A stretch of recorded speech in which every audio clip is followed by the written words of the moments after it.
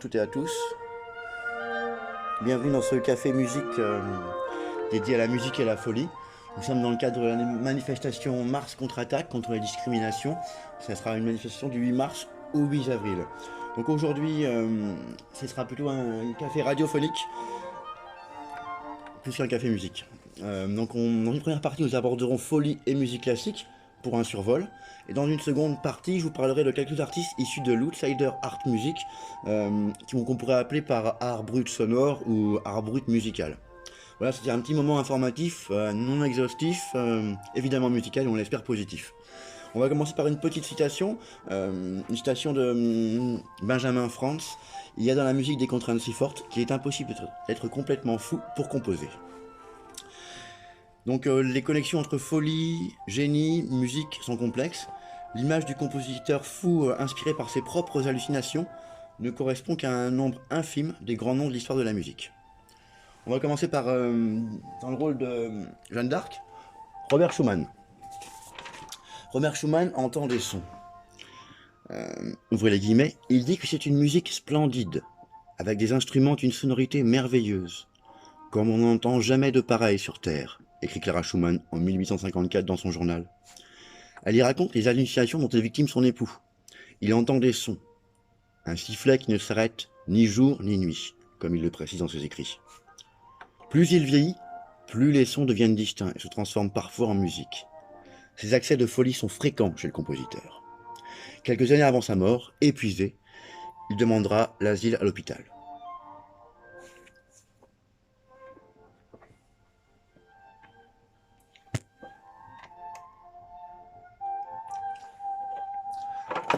Dans le rôle du serial killer Carlo Gesualdo. Dans un article de 2010, le Guardian s'interroge. Carlo Gesualdo, compositeur ou psychopathe fou? L'Italien se fait un nom dans l'histoire de la musique avec ses célèbres madrigaux, mais il est aussi connu pour avoir massacré sa femme et son amant en 1590. Le prince des musiciens, comme on le surnommait à l'époque, grandit dans une illustre famille napolitaine et épouse, en 1586, une très belle femme. 4 années plus tard, il découvre qu'elle le trompe et, avec l'aide de quelques amis, il la tue ainsi que son amant. La justice ne le punira pas, mais Gesualdo s'infligera des séances de flagellation pour chasser les démons.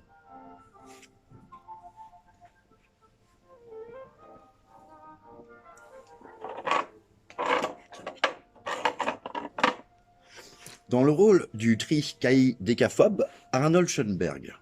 Si vous avez peur du vendredi 13, la vie d'Arnold Schoenberg va vous rassurer un peu. Car le compositeur n'avait pas seulement peur de cette date, il avait peur du chiffre 13. Le compositeur autrichien naît un 13 septembre 1874 et meurt un 13 juillet 1951, à 76 ans. Un âge qu'il appréhendait, car 7 plus 6 égale 13.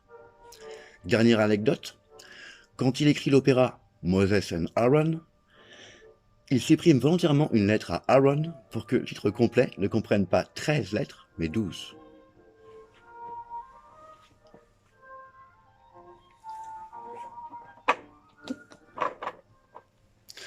Dans le rôle du voisin de palier un peu bizarre, Eric Satie. Eric Satie habite à Arcueil, dans une minuscule chambre. Il vit dans un désordre étrange. Les premières personnes à avoir accès à son domicile après sa mort y trouvent des costumes identiques, jamais portés, des parapluies, des mouchoirs, des quantités de détritus et de nombreux paquets de lettres non ouvertes. Est-ce que ce bazar sera à l'image du compositeur? On pencherait pour le oui, car le personnage de Satie est atypique. Comme en 1897, où après avoir composé les pièces froides, il s'achète 7 complets de velours côtelé jaune moutarde qu'il va porter pendant 7 ans.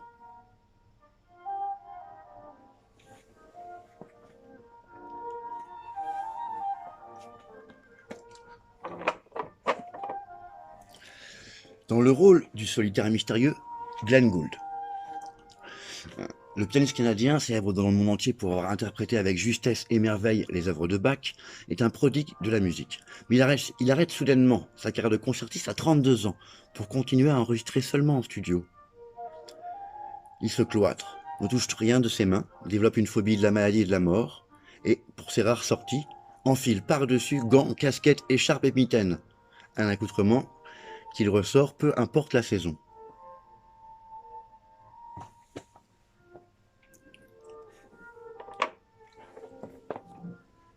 Dans le rôle de Jésus, Scriabine. Un jour, Alexandre Scriabine tente de marcher sur l'eau du lac Léman. Un autre, il essaye de faire flotter sa femme dans les airs.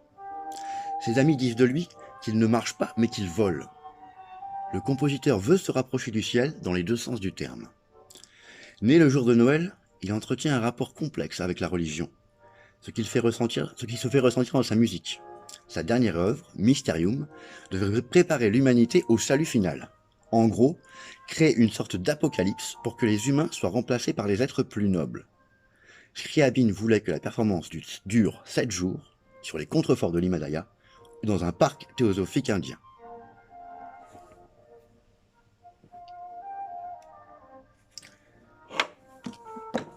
Dans le rôle du fétichiste de cadavres, Anton Bruckner. Anton Bruckner est compositeur mais aussi enseignant, et ses élèves racontent que l'on devait se rendre en classe à reculons. Un professeur classique, sauf que ce compositeur autrichien conservait une photo du cadavre de sa mère dans sa salle de classe. Et ce n'est pas le seul détail de son obsession pour les cadavres. En 1888, Anton Bruckner embrasse le crâne de Beethoven, puis celui de Schubert quelques mois après. Il tentera sans succès celui de l'empereur Maximilien.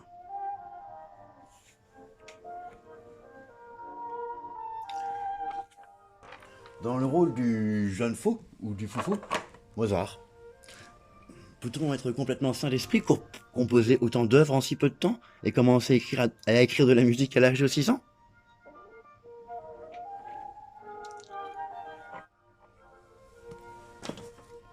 Dans le rôle du bipolaire, Hugo Wolf. Compositeur moins connu, moins excentrique, mais connu pour sa bipolarité et son aspect très dur dans la presse, puisqu'il fut l'un des pires critiques musicales, impitoyable, méchant, pas fiable et imprévisible. Et enfin, dans le rôle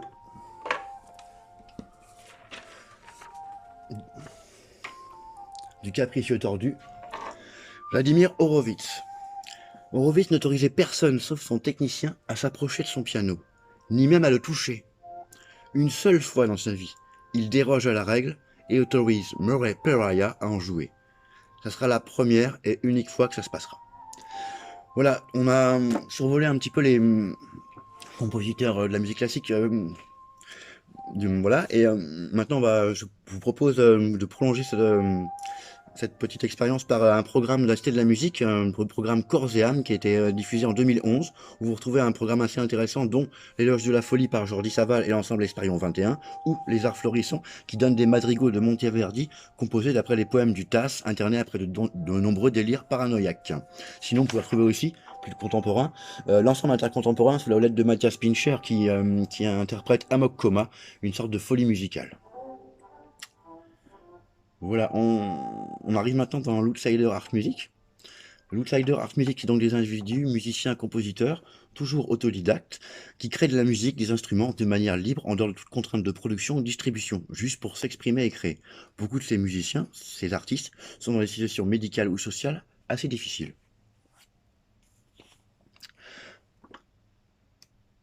Voilà, on va commencer avec Adolf Wolfi. Adolf Wolfi est né le 29 février 1964 à Berne. Il est décédé dans un asile de Berne le 6 novembre 1930. C'est un artiste suisse d'art brut.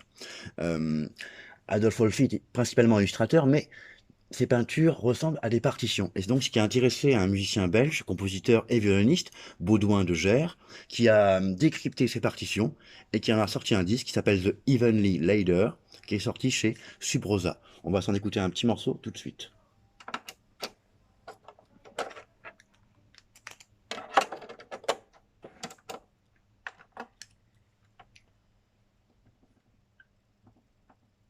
Pardon pour l'attente.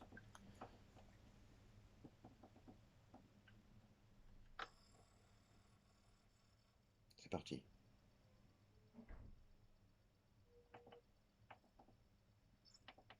Pardon. Hop, c'est parti.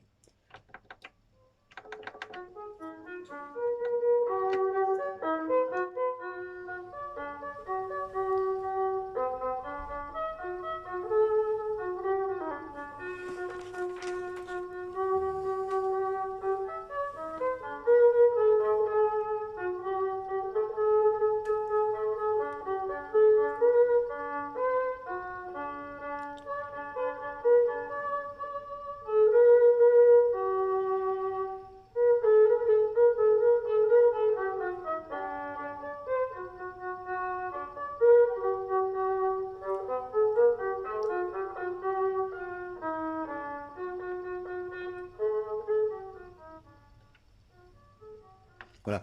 Après Adolphe Wolfi, je vous propose Arthur K. Ferris. Voilà.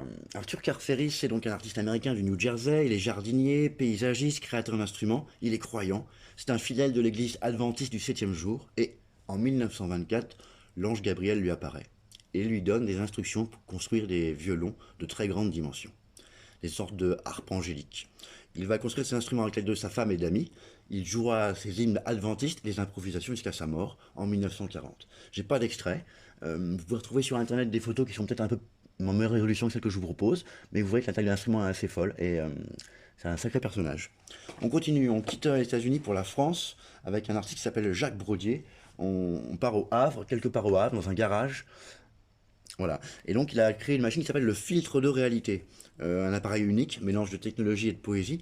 Le filtre de réalité a été entièrement conçu et réalisé par Jacques Brodier. Il se nourrit des ondes radio captées par ses antennes et on utilise les vibrations pour faire résonner une série de cordes. Il ne possède pas de clavier, mais au contraire est contrôlé par un modulateur optique réagissant à la lumière et à l'ombre. Donc voilà, c'est sa machine, le filtre de réalité. Jacques Brodier, c'est lui. Voilà, c'est le jeune homme. Il fait aussi de la peinture.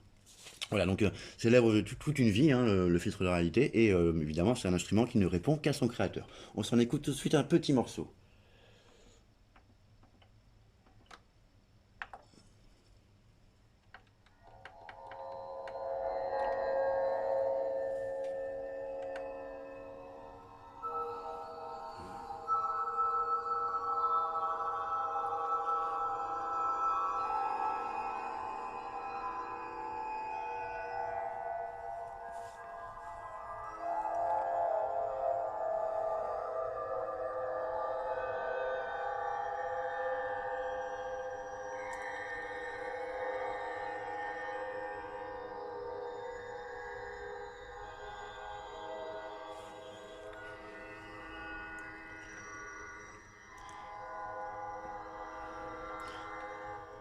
Vous retrouvez évidemment tous ces enregistrements de musique au troisième étage de la médiathèque André la Barrère, en musique nouvelle.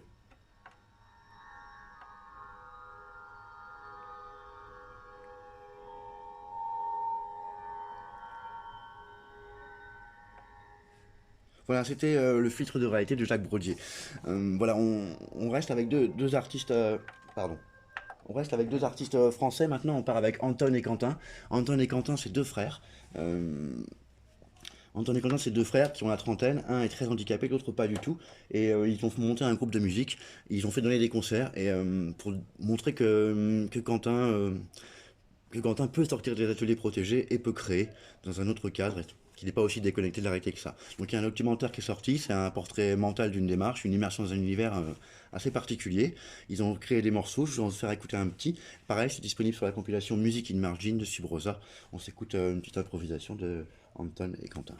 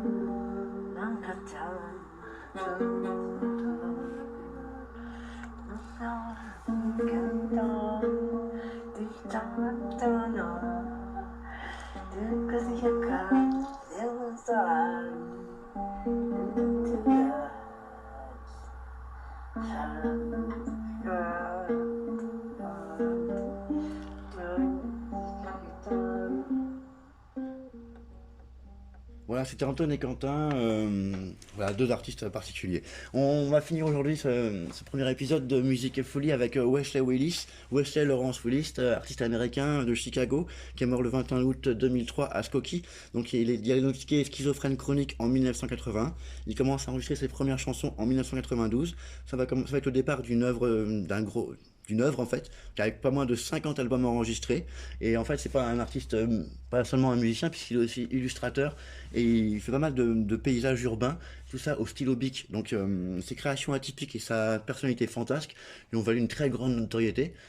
Ses dessins ont été exposés dans de nombreuses expositions en France et ailleurs en fait. Voilà, donc c'est fini pour ce premier épisode de Musique et Folie est fini pour aujourd'hui. La prochaine fois, on pourra parler de André Robillard, Daniel Johnston, Martha Grunewald ou d'autres gens comme Dion McGregor ou L'Oreille Interne.